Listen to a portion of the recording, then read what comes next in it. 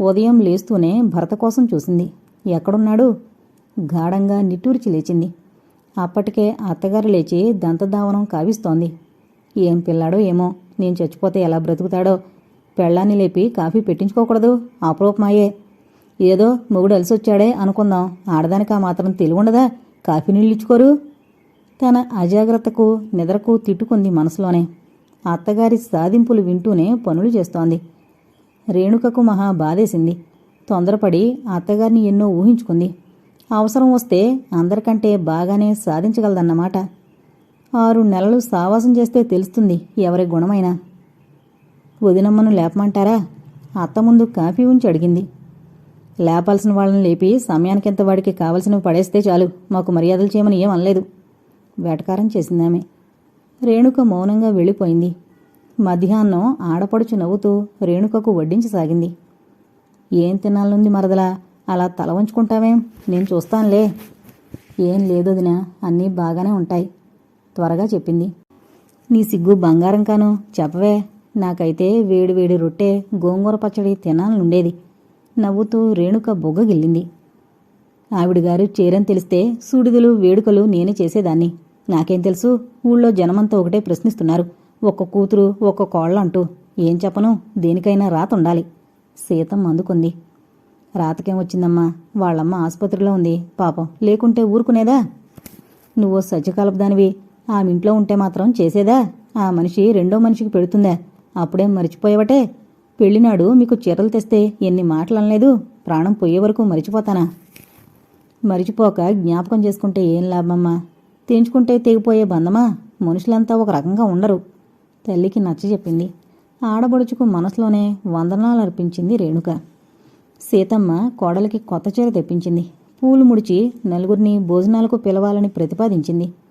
రేణుక గుండెల్లో రాయి పడింది. చేస్తుంది గాని వెనువెంటనే దెప్పుతుంది కూడాను.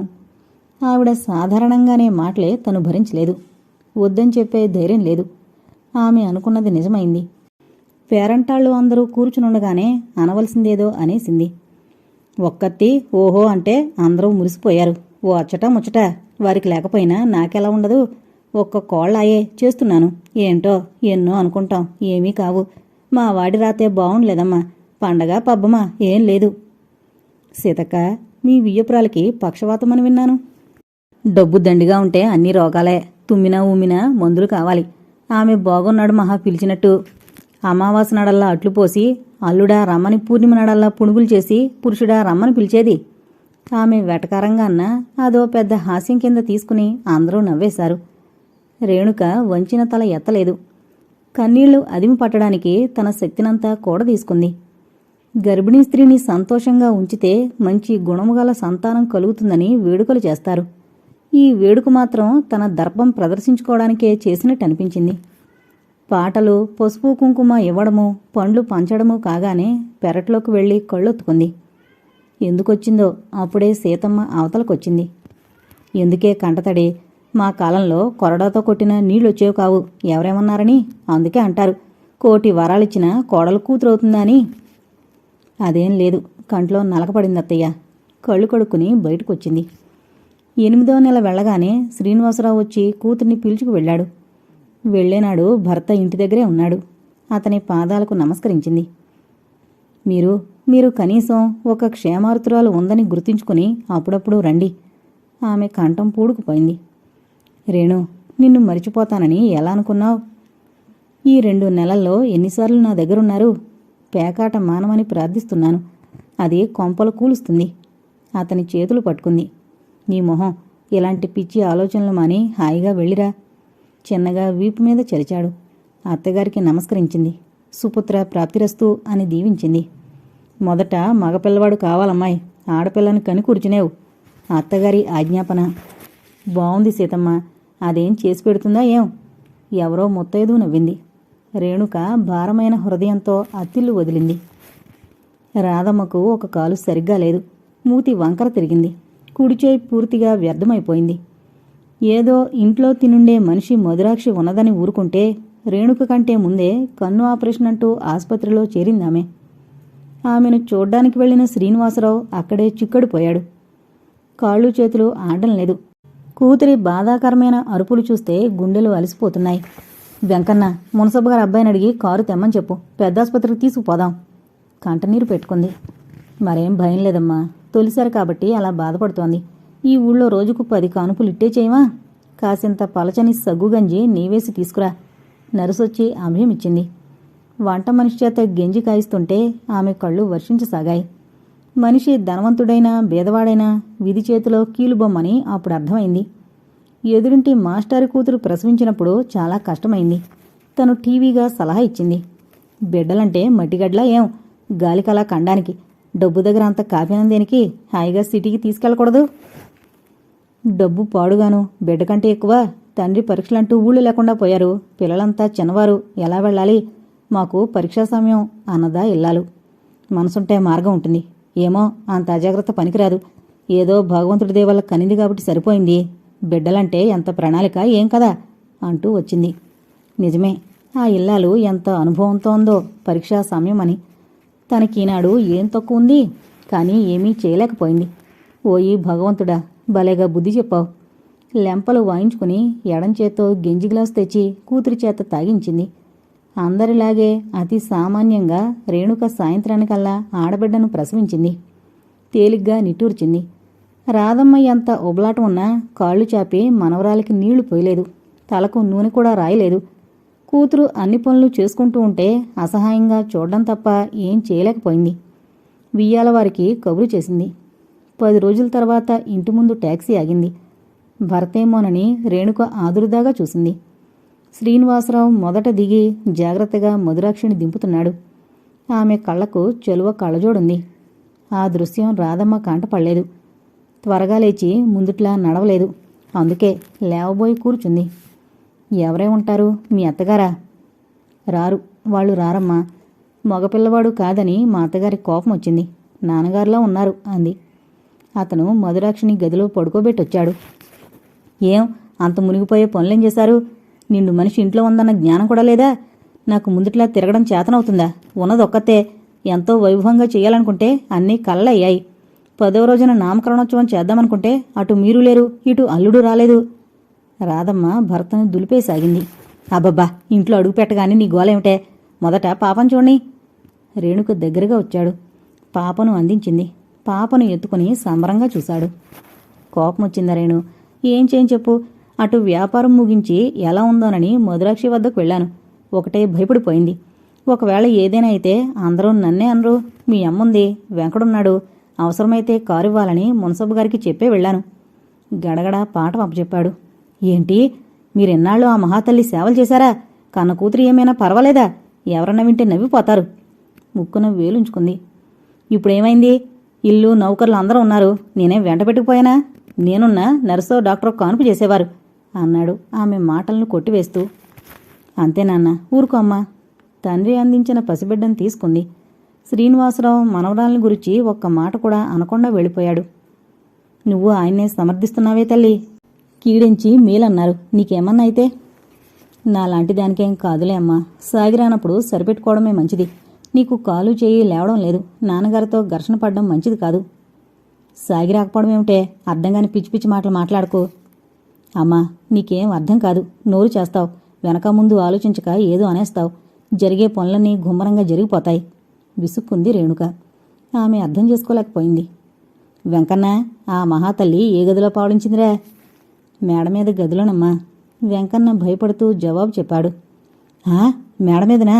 అయ్యగారేరి? హోంకరించింది. అమ్మగారికి మందు తాగిస్తున్నారు. 2 గంటల దాకా తనను పిలవద్దని చెప్పారమ్మా. చెప్పి వెళ్ళిపోయాడు. ఈ ఇంటికేం శనిదాపురించిందే. వెళ్ళి ఈ నాటకమేమో తెలుస్తాను. లేవబోయింది. అమ్మా, నాటకం మొదలు కాలేదు. అనుకుంటే వెళ్ళినా ప్రయోజనం. మంచి రసపట్లో ఉంది. అనవసరంగా పైకెళ్ళి పడితే నీకే నష్టం. తల్లి చేయి పట్టుకుంది. రాధమ్మ కూతుర్ని విదిలించుకోబోయింది. హాల్లో అల్లుడి దర్శనమివ్వగానే తగ్గింది. తన కోపమంతా అతని మీద తీసింది. ఏనాయనా, కూతురు పెళ్ళం ఎన్నాళ్ళు గుర్తొచ్చారా? ఏంటో దాని రాత. ఒక్కరితి అని అపురూపంగా పెంచాను. ఎన్నో చెయ్యాలనుకుని ఏం చేయలేకపోయాను. కళ్ళొత్తుకుంది. వారతొచ్చేసరికి నేను ఊళ్ళో లేనండి. నాకు మాత్రం రావాలనుండదా? వెంకన్న అతని చేతిలోని సంచి అందుకుని గదిలో పెట్టాడు. నీళ్లు తెచ్చిచ్చాడు. కాళ్ళు కడుక్కుని గదిలోకొచ్చాడు.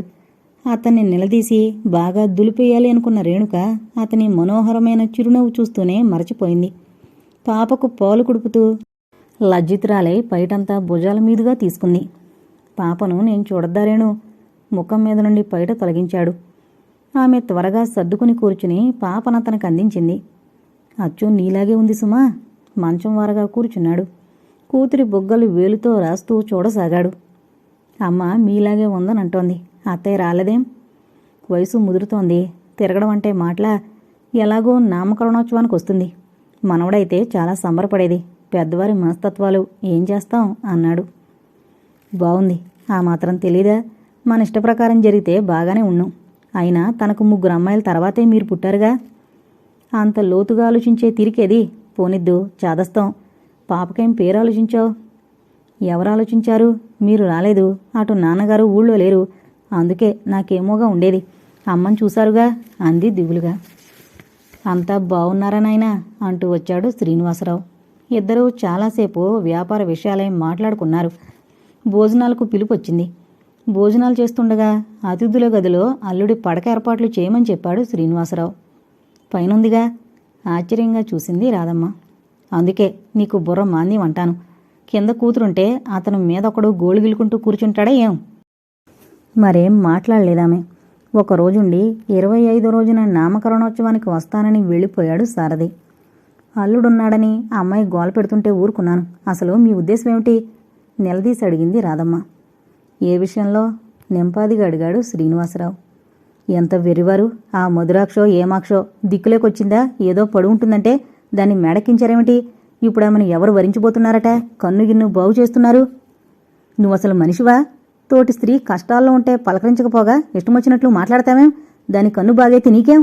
అన్నాడు తీవ్రంగా. భర్త నుండి ఇలాంటి మాటలు వినని రాధమ్మ నిశ్చేష్టురాలైంది. ఈ అఘాయిత్యానికి తట్టుకోలేకపోయింది.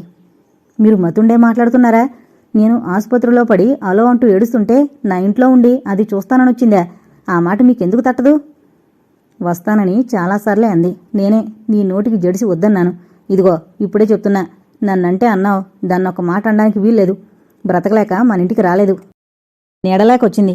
నీ గోలకు కుదురుకుంటున్న ఆరోగ్యం పాడవుతుందనే పైనుంచాను. ఓ కాలు చెయ్యిపోయింది. హరి రామ అనుకుంటూ ఓ మూల పడుండ్రాదు. తిరస్కార భావాన్ని భరించలేక కూలబడి పెద్దగా ఏడవసాగింది. చి పాడుకొంప, 25 ఏళ్ల నుండి ఇదే గోల. అతను విసవిసా వెళ్ళిపోయాడు. రాధమ్మ చేష్టలు కొన్ని నచ్చకపోయినా మృదువుగా నచ్చజెప్పేవాడు గాని ఎప్పుడూ ఆమెని దూషించి ఎరుగడు. పైగా అతనే ఎన్నోసార్లు ఆమె ఎంట అడుగుపెట్టిన వేళా విశేషం మంచిదని చెప్పుకోగా వింది. రోజు రాధమ్మ చిటపట్లు, శ్రీనివాసరావు కసిరి కొట్టడం వినలేకపోయింది రేణుక. మధురాక్షికి పూర్తిగా కన్నునొప్పి తగ్గినా ఎప్పుడో భోజనానికి తప్ప కిందకి రానే రాదు.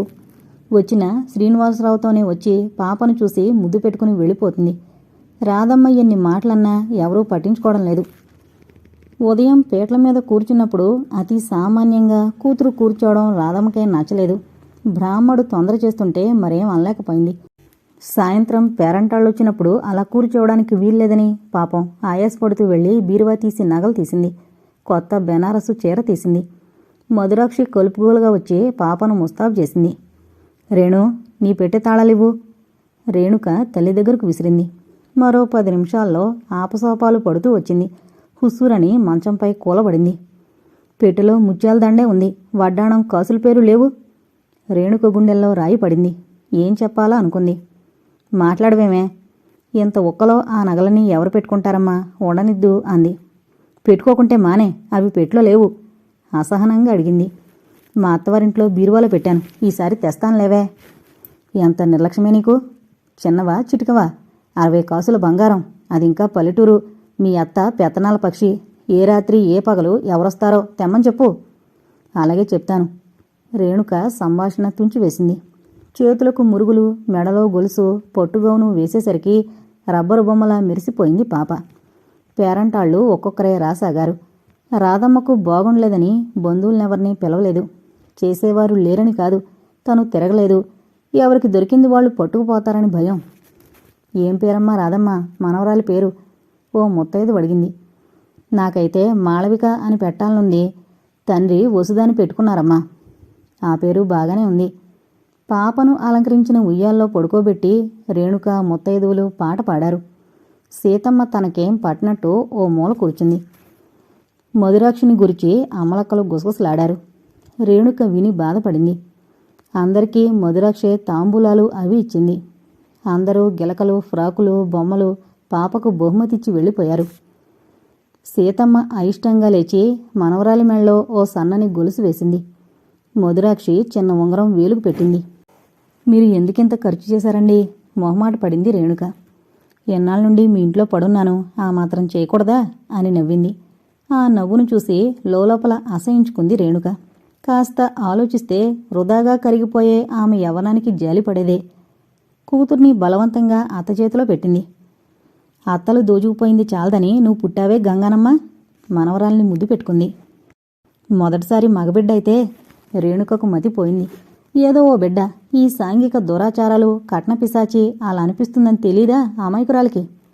ఆమె వివాహం చేసేటప్పుడు తల్లిదండ్రులు ఏమంత బాధపడలేదు. ఆమె ఒక్క కూతురు. ఆమె వెనకున్న ఆస్తి ఒరిని వంక వారి నోరు మూసింది. ఎన్నడూ లేంది వియ్యపురాణులు ఇరువురు చక్కగా మాట్లాడుతూ పాపని మధ్య వేసుకుని హాల్లో కూర్చున్నారు. అదేదో విపరీతానికే దారితీస్తుందని రేణుక అనుకుంది. కానీ అది తన మీదే దెబ్బతీస్తుందని ఆలోచించనే లేదు. ఏం రేణు, ఏంటంత గంభీరంగా ఆలోచిస్తున్నావు? పాపకి ఎలాంటి అల్లుని వెతకాలానా? పక్కపక్క నవ్వింది. సారథి తను నవ్వుతూ కూర్చున్నాడు. బావుందండి, ఎప్పటినుంచేనా? మా అమ్మ మీ అమ్మ సరదాగా కబుర్లు చెప్పుకుంటున్నారు. వడగళ్ల వానొస్తుందేమోనని భయపడుతున్నాను అంది భయం నటిస్తూ. ఆహా, కురవాల్సిందే. ఈ వయసులో మీ నాన్న కథానాయకుడవుతున్నాడేం? అదేం? అదిరిపడ్డట్టే చూసింది. తోచక మేడ మీదకు వెళితే మీ నాన్నగారికి సిగరెట్ అంటిస్తుంది ఆవిడ. ఆయన దాన్ని పిలిచి ఆమె ముఖం మీద కొదిలాడు. అక్కడుంటే బాగుండదని వచ్చేశాను.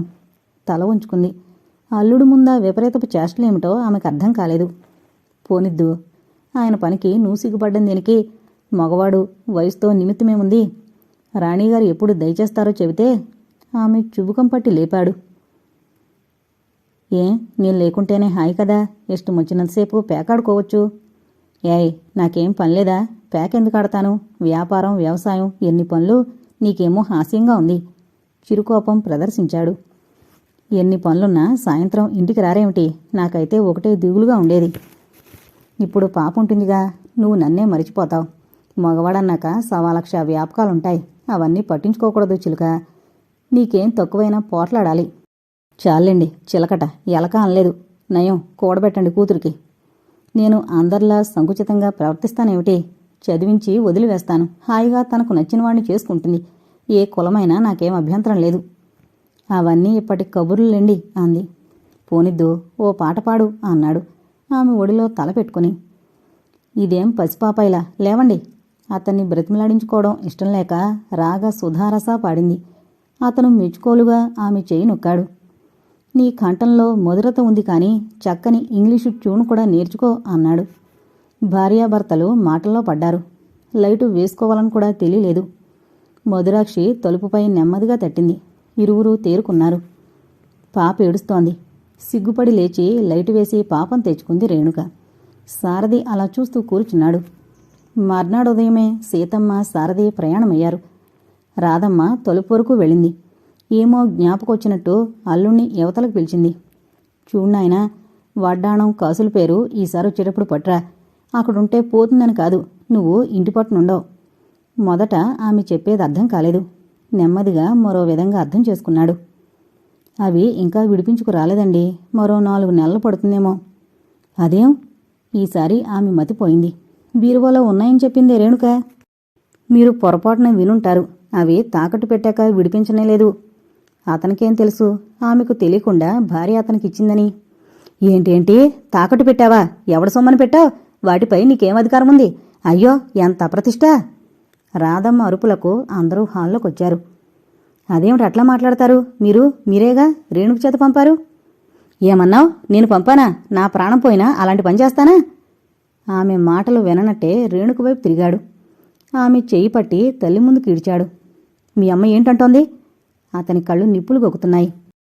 అమ్మా, ఏంటమ్మా ఈ రాద్ధాంతం? నా నగలు ఏమన్నా చేస్తాను. ధైర్యమంతా కూడదీసుకుని చెప్పింది. ఏంటే వాగావు? నీ నగలా? ఎంత బాగా నేర్చావే మాటలు. నీ అత్త చేయించినవా మొగుడా? దొంగతనంగా మొగుడికి అందిస్తావా? అందించేదానికి లేకపోయినా అందుకునేవాడికి ఎందుకు లేదే సిగ్గు? నోర్మోయ్, సిగ్గు ఎగ్గు అంటే మర్యాదగా ఉండదు.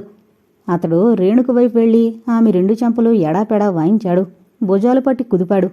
చెప్పు, ఎందుకు అబద్ధం చెప్పి ఆ నగలిచ్చావు? నేను కావాలన్నానా? నా పొలం అమ్ముతానని అనలేదు. మాట్లాడవేం? మరో 2 వాయించాడు. ఏం దాన్ని చంపేలా ఉన్నావు? భలే మొగనవాయే. శ్రీనివాసరావు అల్లుణ్ణి పట్టుకున్నాడు. అసలు సంగతి ఏంటని అడిగాడు. సారథి క్లుప్తంగా తనకు తెలిసింది చెప్పాడు. అబద్ధం ఇవ్వాలనుకుంటే మన దగ్గర డబ్బు లేదా?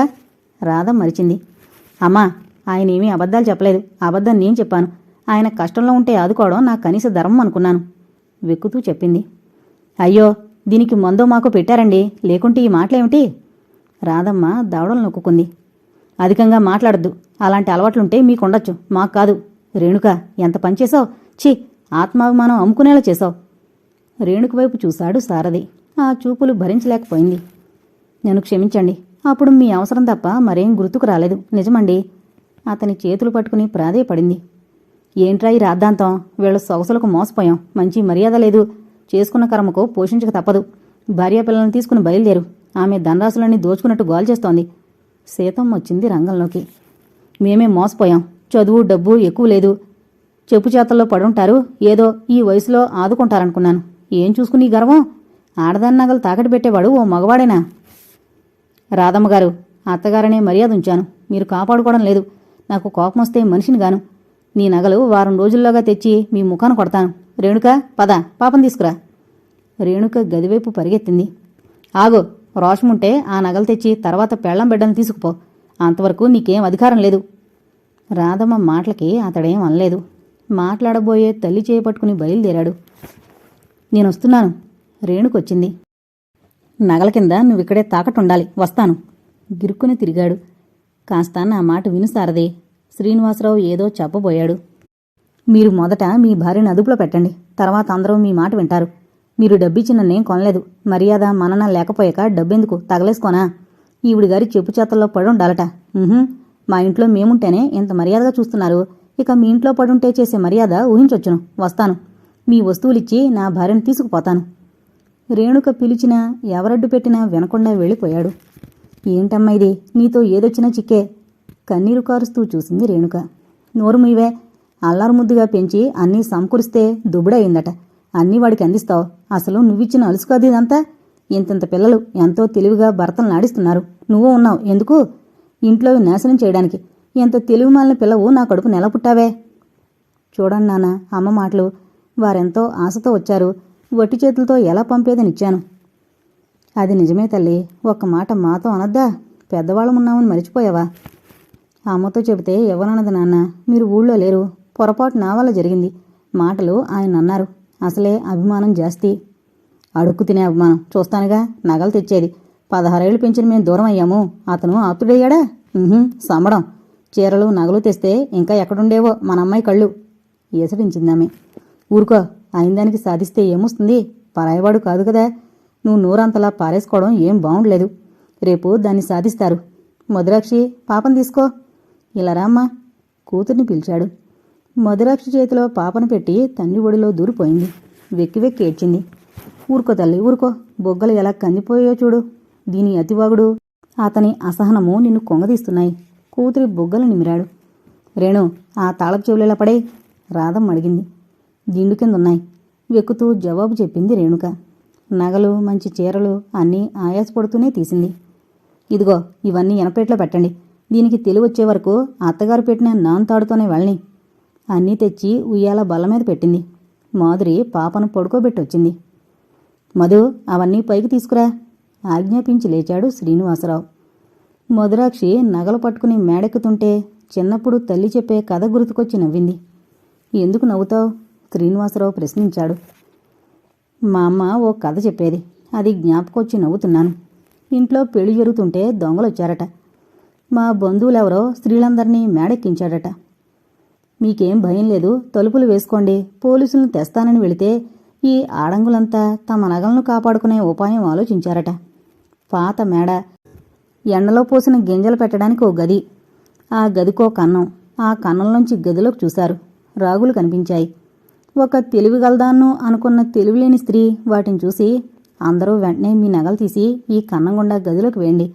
రాగులు తేలిగ్గా ఉంటాయి. బంగారం బరువుగా ఉంటుంది కాబట్టి అడుక్కుపోతాయి. ఆ దొంగొచ్చినా కొనుక్కోలేడు. ఈవిడ మేడ మీదిచ్చే ఉపన్యాసం అప్పుడే ఆ గదిలో అడుగుపెట్టిన దొంగ కూడా విన్నాడు. వెంటనే తన లుంగీ విప్పి రాగుల మీద పరిచాడు.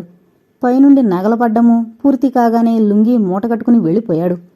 నగదు సామాన్లు పోయినా స్త్రీల ఒంటినున్న బంగారం క్షేమంగా ఉందనుకున్న మగవారికి ఆశాభంగమే అయింది. పోలీసులు వచ్చి కూడా లాభం లేకపోయింది. ఆ కథతో ఇప్పుడేం అవసరమే? శ్రీనివాసరావు విసుకున్నాడు.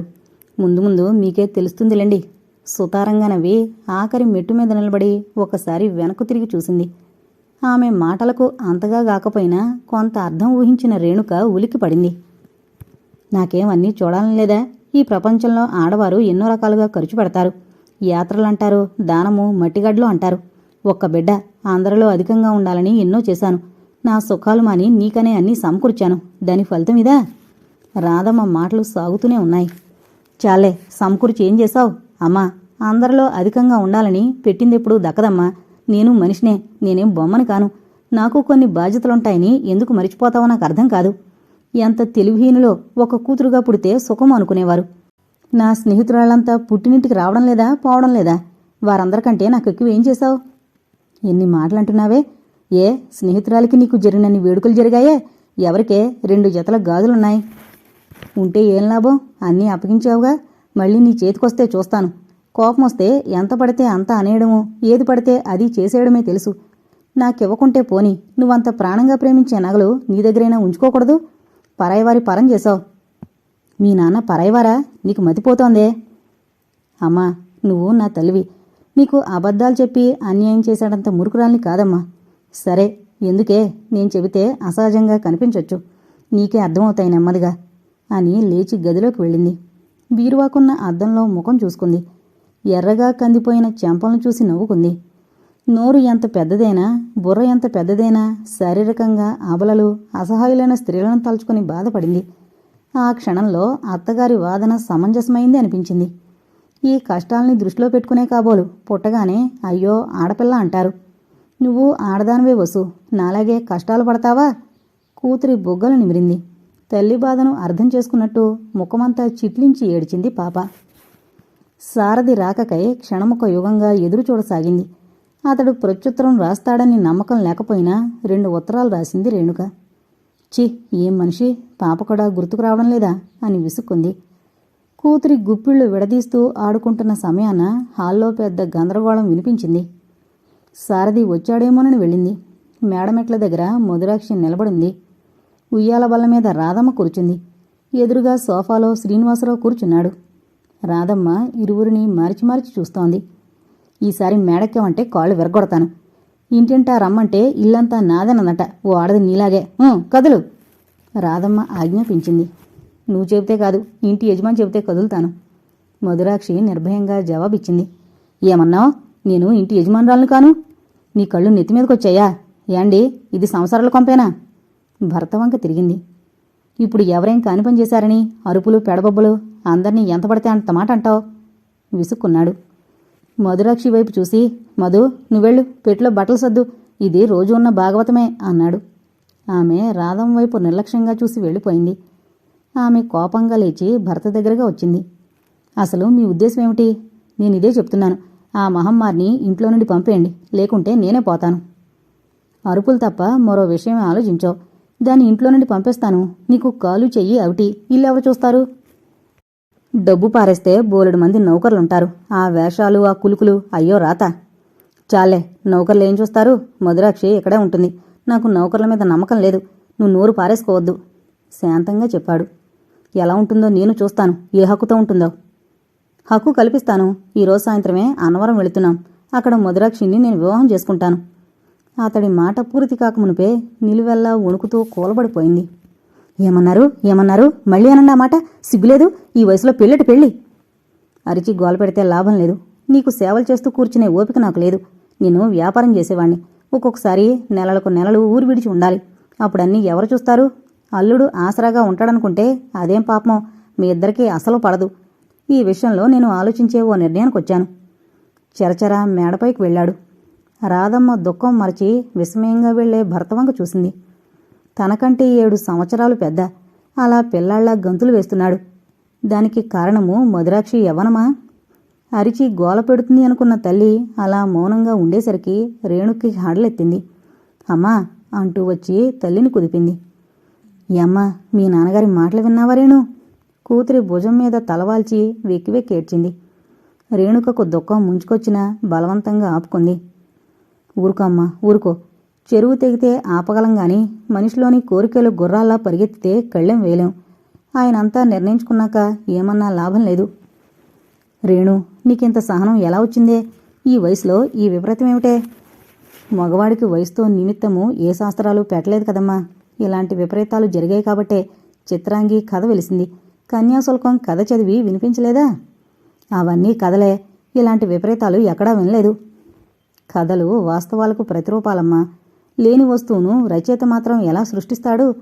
తనదాకా వస్తే విపరీతమే అనిపిస్తుంది. రా. తల్లిని లేవదీసి లోపలకు తోడుకొని పోయింది. మీ నాన్న నిజంగా అంత పని చేస్తారంటావా రేణు? సందేహం దేనికమ్మా? నువ్వు అడ్డుకోవాలని చూడడం అవివేకమే అవుతుంది. రాధమ్మ కంటి వెంట నీరు కూడా రావడం లేదు. ఆశ్చర్య విస్మయాలతో ఆలోచిస్తూ ఉండిపోయింది. భర్తకి వయసులో పుట్టాల్సిన బుద్ధా? విరించి లీలలు విచిత్రంగా ఉంటాయి. చాలాసేపు తల్లి కూతుళ్ళు మౌనంగా కూర్చున్నారు.